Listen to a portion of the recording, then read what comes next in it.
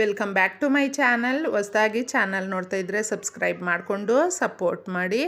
144 ವರ್ಷಕ್ಕೊಮ್ಮೆ ಬರ್ತಾ ಇರುವಂಥ ಭರತ ಹುಣ್ಣಿಮೆ, ನಮಗೆ ಕುಂಭಮೇಳ ನಡೀತಾ ಇರುವ ಸಂದರ್ಭದಲ್ಲಿ ಬಂದಿರುವ ಹುಣ್ಣಿಮೆ. ಯಾಕಂದರೆ ತಿಂಗಳು ಹುಣ್ಣಿಮೆ ಬರುತ್ತೆ, ಆದರೆ ಈ ಹುಣ್ಣಿಮೆಗಳಿಗೆ ವಿಶೇಷತೆ ಕೂಡ ಇರುತ್ತೆ ಸ್ನೇಹಿತರೆ. ಈ ದಿನ ಬಂದಿರೋದು ತುಂಬ ಶಕ್ತಿದಾಯಕವಾಗಿರುತ್ತೆ. ಈ ದಿನ ಮಾಡಿಕೊಳ್ಳುವ ಪರಿಹಾರಗಳು ನಮ್ಮ ಜೀವನದಲ್ಲಿ ಸುಖ, ಶಾಂತಿ, ಸಮೃದ್ಧಿ, ಅಷ್ಟೈಶ್ವರ್ಯಗಳನ್ನು ಕೊಡುವಂಥ ಒಂದು ಪರಿಹಾರಗಳ ಬಗ್ಗೆ ಮಾಡ್ಕೊಳ್ಬಹುದು. ಏನು ಮಾಡ್ಕೊಂಡಿಲ್ಲ ಅಂದರೂ ಕೂಡ ನೀವು ಈ ವಸ್ತುಗಳು ಅನ್ನೋದು ನಮಗೆ ಅಮಾವಾಸ್ಯೆ ಹುಣ್ಣಿಮೆ ದಿನಗಳಲ್ಲಿ ಒಂದು ನಿಮಿಷದಲ್ಲೇ ನಮಗೆ ರಿಸಲ್ಟನ್ನು ಕೊಡುವಂಥ ಪರಿಹಾರ ಆಗಿರುತ್ತೆ. ಇದು ಮಂತ್ರದಿಂದ ಕೂಡಿದೆ. ರಾತ್ರಿ ಮಲಗೋದಕ್ಕೂ ಮುಂಚೆ ನೀವು ನಿಮ್ಮ ಬಿಸ್ನೆಸ್ ಜಾಗದಲ್ಲಿ ಇಡಬಹುದು, ನಿಮ್ಮ ಮನೆಯಲ್ಲಿ ಇಟ್ಕೊಳ್ಬಹುದು, ಅಥವಾ ನಿಮ್ಮ ಯಜಮಾನರಿಗೆ ಒಂದು ಆದಾಯ ಜಾಸ್ತಿ ಆಗಬೇಕು. ಯಾಕಂದರೆ ಮನೆಯಲ್ಲಿ ಗಂಡಸು ದುಡಿತಾ ಇದ್ದರೆ ಒಂದು 100 ರೂಪಾಯಿ ತಂದು ಕೊಟ್ಟರು ಕೂಡ ಅದರ ಬೆಲೆ ಜಾಸ್ತಿ ಇರುತ್ತೆ ಸ್ನೇಹಿತರೆ. ಹೆಣ್ಣುಮಕ್ಕಳು ಒಂದು ಎಷ್ಟೋ ಲಕ್ಷಗಳು ದುಡಿದ್ರೂ ಕೂಡ ಅದು ನಮಗೆ ಅಷ್ಟೊಂದು ಇದಾಗಿರೋದಿಲ್ಲ. ಆದರೆ ಗಂಡು ಮಕ್ಕಳು ದುಡಿಯೋದು ತುಂಬ ಚೆನ್ನಾಗಿ ಆ ಮನೆಯನ್ನು ತೂಗಿಸ್ಕೊಂಡೋಗೋದಕ್ಕೆ, ಒಂದು ಜವಾಬ್ದಾರಿಯುತವಾದಂಥ ಜೀವನ ನಡೆಸೋದಕ್ಕೆ ಇದು ಬಹಳ ಸೂಕ್ತವಾಗಿರುತ್ತೆ. ಅವ್ರಿಗೆ ಜವಾಬ್ದಾರಿ ಅನ್ನೋದು ಜಾಸ್ತಿ ಆಗುತ್ತೆ. ಅದಕ್ಕೋಸ್ಕರ ಈ ಪರಿಹಾರವನ್ನು ನೀವು ಯಾರಿಗೋಸ್ಕರ ಆದರೂ ಕೂಡ ಮಾಡ್ಕೊಳ್ಬಹುದು. ನಿಂಬೆಹಣ್ಣಿನ ಪರಿಹಾರ. ಅಮಾವಾಸ್ಯೆ ಹುಣ್ಣಿಮೆಗಳಿಗೆ ಯಾಕೆ ನಿಂಬೆಹಣ್ಣನ್ನು ತಗೊಳ್ತೀವಿ? ನಮಗೆ ಅಲಕ್ಷ್ಮಿ ನಮ್ಮ ಮನೆಯ ಹತ್ತಿರ ಆಗಲಿ, ನಮ್ಮ ಮನೆಯಲ್ಲಾಗಲಿ, ನಮ್ಮ ಮೇಲಾಗಲಿ ಸುಳಿಬಾರ್ದು ಅನ್ನೋದಕ್ಕೆ ಆ ತಾಯಿ ಎಲ್ಲಿರ್ತಾಳೋ ಅಲ್ಲಿ ಮಹಾಲಕ್ಷ್ಮಿ ಇರೋದಿಲ್ಲ. ನೀವು ಅದಕ್ಕೋಸ್ಕರ ನೆನಪಲ್ಲಿಟ್ಕೊಳ್ಳಿ. ಯಾವಾಗಲೂ ನಮಗೆ ಮಹಾಲಕ್ಷ್ಮಿ ಸ್ಥಿರವಾಗಿ ನೆಲೆಸಬೇಕು ಅಂದರೆ ಅಲಕ್ಷ್ಮಿಯನ್ನು ಮೊದಲು ನಾವು ದೂರ ಮಾಡಬೇಕು. ಆ ದೂರ ಮಾಡೋದು ಯಾವ ಥರ?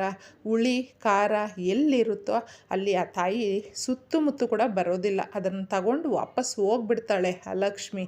ಅದಕ್ಕೋಸ್ಕರನೇ ವೆಹಿಕಲ್ಸ್ಗೆ ಕಟ್ಟೋದು, ಮನೆಗೆ ಕಟ್ಟೋದು, ನಾವು ಏನಾದರೂ ಅಂಗಡಿಗಳು ಇಟ್ಟಿರ್ತೀವಲ್ವ, ವ್ಯಾಪಾರದ ಸ್ಥಳಗಳು, ಆ ಜಾಗದಲ್ಲಿ ಕಟ್ಟೋದು ಇದಕ್ಕೆ ಸ್ನೇಹಿತರೆ. ಆಗ ನಮಗೆ ತುಂಬ ಚೆನ್ನಾಗಿರುತ್ತೆ. ಈ ಥರ ನೀವು ಮಾಡ್ಕೊಳ್ಳೋದು ತುಂಬ ಸೂಕ್ತವಾಗಿರುತ್ತೆ.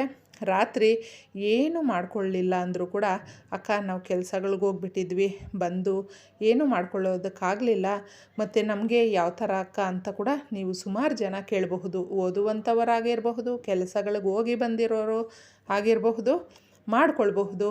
ಚಂದ್ರನನ್ನು ನೋಡ್ತಾ, ಅಂದರೆ ನಾವು ಮನೆಯಿಂದ ಹೊರಗೆ ಬಂದುಬಿಟ್ಟು ಆಕಾಶನ ನೋಡ್ಕೊಳ್ತಾ ಆ ತಂದೆಯನ್ನು ಓಂ ಚಂದ್ರದೇವಾಯ ನಮಃ, ಓಂ ಚಂದ್ರದೇವಾಯ ನಮಃ ಹೇಳ್ಕೊಳ್ಳಿ. ಮಂತ್ರವನ್ನು 21 ಬಾರಿ ಹೇಳ್ಕೊಂಡು ಸಂಕಲ್ಪ ಮಾಡಿಕೊಂಡು ಕೇಳ್ಕೊಳ್ಳಿ. ನಿಮಗೆ ಕೋರಿಕೆ, ಕನಸು ಅದು ಏನೇ ಇರಬಹುದು ಸ್ನೇಹಿತರೆ, ಮಾಡ್ಕೊಳ್ಳಿ.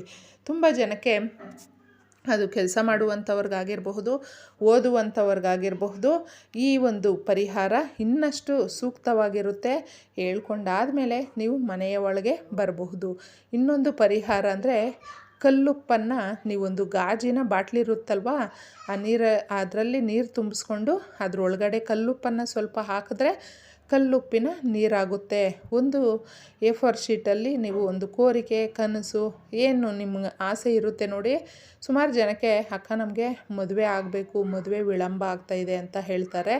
ಅಥವಾ ನಮಗೆ ಗೌರ್ಮೆಂಟ್ ಕೆಲಸ ಆಗಬೇಕಕ್ಕ, ಮದುವೆ ಮಾಡ್ಕೊಳ್ಬೇಕು, ಮನೆ ಮಾಡ್ಕೊಳ್ಬೇಕು, ನಾವು ಬಿಸ್ನೆಸ್ ಮಾಡಬೇಕು, ಒಡವೆಗಳು ತಗೊಳ್ಬೇಕು, ಅಕ್ಕ ಕಾರ್ ತಗೊಳ್ಬೇಕು, ಈ ಥರ ಆಸೆ ಇರುತ್ತೆ ಸ್ನೇಹಿತರೆ. ಎಲ್ರಿಗೂ ಒಂದೊಂದು ಇರುತ್ತೆ. ಅದು ತಪ್ಪು ಅಂತ ಹೇಳೋಕ್ಕಾಗಲ್ಲ, ಅದು ಅವ್ರಿಗೆ ಮುಖ್ಯ ಆಗಿರುತ್ತೆ. ಅದನ್ನು ನೀವು ಬರ್ಕೊಳ್ಳಿ. ಯಾವುದಾದ್ರೂ ಆಗಿರಬಹುದು, ಒಂದನ್ನು ಬರ್ಕೊಳ್ಳಿ. ಬರೆದುಬಿಟ್ಟು ಆ ಚೀಟಿಯನ್ನು ನೀವು ಫೋಲ್ಡ್ ಆದರೂ ಮಾಡಿಬಿಟ್ಟಿದ್ದೆ ಈ ಉಪ್ಪು ನೀರು ಇರುತ್ತಲ್ವ ಅದರಲ್ಲಿ ಹಾಕಿಬಿಟ್ಟು ಓಪನ್ ಟೆರೇಸ್, ಅಂದರೆ ನಿಮ್ಮ ಟೆರೇಸ್ ಮೇಲೆ ಅಥವಾ ನಿಮ್ಮ ಮನೆಯ ಮುಂದೆ ಎಲ್ಲಾದರೂ ಪರವಾಗಿಲ್ಲ, ಚಂದ್ರನ ಒಂದು ಪ್ರಕಾಶಮಾನವಾದ ಬೆಳಕು ನಮಗೆ ಅದ್ರ ಮೇಲೆ ಬೀರುವಂಥ ಒಂದು ಜಾಗದಲ್ಲಿ ನೀವು ಇದನ್ನು ಇಟ್ಬಿಡಿ. ಒಂದು ದಿನ ಪೂರ್ತಿ ಅಲ್ಲೇ ಇರಬೇಕು. ಇದು 6ನೇ ದಿನ ತೆಗೆದುಬಿಟ್ಟಿದ್ದೆ.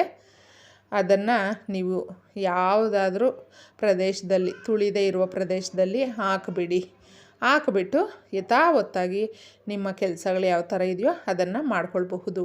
ನೋಡಿ, ಚಂದ್ರನನ್ನು ನಾವು ಹುಣ್ಣಿಮೆ ದಿನಗಳಲ್ಲಿ ಕೇಳಿಕೊಂಡಾಗ ನಮಗೆ ನಮ್ಮ ಮನಸ್ಸು ಕೂಡ ಒಂದು ಸಂತೋಷವಾಗಿ ಇರುತ್ತೆ. ಏನೇ ಒಂದು ದುಗುಡ ಇದ್ದರೂ ಕೂಡ ಅದೆಲ್ಲ ತಿಳಿಯಾಗುತ್ತೆ.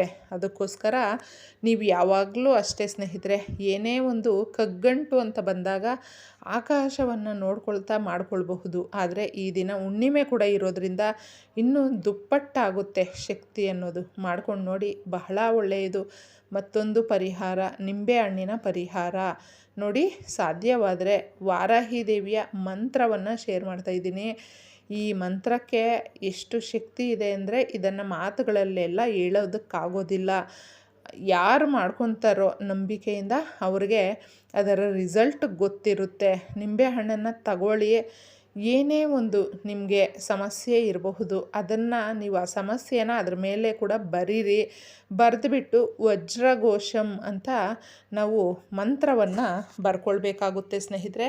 ನೀವು ರೆಡ್ ಪೆನ್ನಾದರೂ ತಗೊಳ್ಳಿ, ಬ್ಲೂ ಪೆನ್ನಾದರೂ ತಗೊಳ್ಳಿ, ಯಾವುದಾದ್ರೂ ತಗೊಳ್ಳಿ, ತೊಂದರೆ ಇಲ್ಲ. ನಿಂಬೆಹಣ್ಣು ಮಾತ್ರ ಚೆನ್ನಾಗಿರಬೇಕು, ಹಳದಿ ಕಲ್ಲರಲ್ಲಿ ಇರಬೇಕು. ಯಾವಾಗಲೂ ಅಷ್ಟೇ ಪರಿಹಾರಗಳಿಗೆ ಹಳದಿ ಕಲ್ಲರಲ್ಲಿರುವಂಥದ್ದನ್ನು ತಗೊಳ್ಳಿ. ನಿಮಿಷಗಳಲ್ಲಿ ನಮಗೆ ಒಳ್ಳೆ ರಿಸಲ್ಟ್ ಕೊಡುತ್ತೆ. ಬರೆದುಬಿಟ್ಟು ನೀವು ಇದನ್ನು ಅಕಸ್ಮಾತು ಮನೆಯಲ್ಲಿ ಇವತ್ತು ಪೂಜೆ ಮಾಡೋದಿದ್ದರೆ ವಾರಾಹಿ ದೇವಿಯನ್ನು ನೆನೆಸ್ಕೊಳ್ತಾ ನೀವು ದೇವ್ರ ಮನೆಯಲ್ಲಿ ಒಂದು ಪ್ಲೇಟಲ್ಲಿ ಈ ನಿಂಬೆಹಣ್ಣನ್ನು ಬರೆದುಬಿಟ್ಟು ಇಟ್ಬಿಟ್ಟು ಒಂದು 5 ನಿಮಿಷ ಕೇಳ್ಕೊಂಡಾದಮೇಲೆ ಈ ದಿನ ಏನಾದರೂ ಇದನ್ನು ದೇವ್ರ ಮನೆಯಲ್ಲಿ ಮಾಡಬೇಕಾದ್ರೆ ನಾನ್ ವೆಜ್ ಎಲ್ಲ ತಿನ್ನಬಾರ್ದು, ಗಮನದಲ್ಲಿಟ್ಕೊಂಡು ಮಾಡ್ಕೊಳ್ಳಿ. ಆಮೇಲೆ ತೆಗೆದುಬಿಟ್ಟಿದ್ದೆ ಮಾರನೇ ದಿನ ನೀವು ಇದನ್ನು ತೆಗಿಬೇಕಾಗುತ್ತೆ. ತೆಗೆದುಬಿಟ್ಟು ನಿಮ್ಮ ಒಂದು ಬ್ಯಾಗಲ್ಲಿ ಇಟ್ಕೊಳ್ಳಿ ಒಣಗುವವರೆಗೂ. ಈ ಮಂತ್ರವನ್ನು ನೀವು 11 ಬಾರಿ ಹೇಳ್ಕೊಳ್ಳಿ ಸ್ನೇಹಿತರೆ. ವಜ್ರಘೋಷಂ ಅನ್ನೋದು ಬಹಳ ಶಕ್ತಿ ಈ ಮಂತ್ರಕ್ಕೆ. ಅದಕ್ಕೋಸ್ಕರ ಇದು 1 ವಾರ 15 ದಿನ ಕೂಡ ಇರಬಹುದು. ಒಣಗೋದ ಮೇಲೆ ಮಾತ್ರ ಇದನ್ನು ತೆಗೆದುಬಿಟ್ಟು ಯಾರು ತುಳಿದೇ ಇರುವ ಪ್ರದೇಶದಲ್ಲಿ ಹಾಕಬೇಕಾಗುತ್ತೆ.